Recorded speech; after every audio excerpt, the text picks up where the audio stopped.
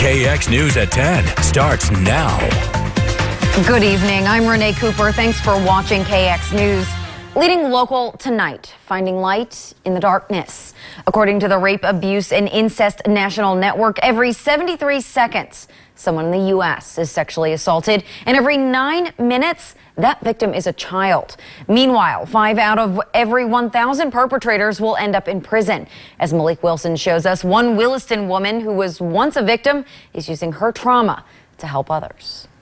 A lot of people put a lot of pressure on victims and say things, I think, mostly out of lack of understanding. Thora Pepin knows firsthand the feeling of not being understood when you cry for help.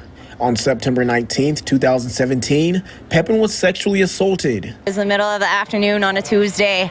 It was actually a former partner of mine that sexually assaulted me. When I went and did my restraining order, the first thing someone said to me was, "I can't believe you would do that." She says although her assailant was charged, the trauma lingered, not just from the assault itself, but because it left her feeling alone. That was the hardest part, is that stuff sticking in your head, you know, and feeling like the community doesn't believe you. So. But after 3 years of self-healing, she's made it her priority to help others who may be going through the same trauma. I decided that I wanted to take it upon ourselves to do a support group.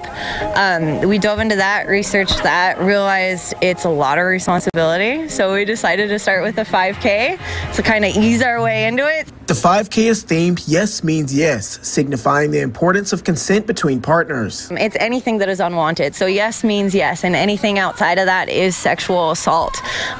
It could be so much as a touch, a feel. A sexual harassment falls into that as well. While the 5K helped raise awareness, it was more than that. We've got sound bath, yoga, meditation, and then we've got some groove. It's a healing movement dance as well. So we're really focusing on the healing side of things today. Pepin says she's not the only one behind all of this. She's partnered with Choice Recovery, an addiction counseling service. Throughout the years of working with clients, more and more sexual assault and trauma has come up, but it's really become a major issue in the last several years. Pepin says this is the event's first year and she's already looking towards more. It feels good, you know, to be able to step up and maybe not necessarily use so much of your voice, but just show up for yourself and be surrounded by other survivors and people who support survivors, you know. Reporting for KX News in Williston, Malik Wilson. Pepin says the proceeds made today will be donated to Choice Recovery to help keep events like this going.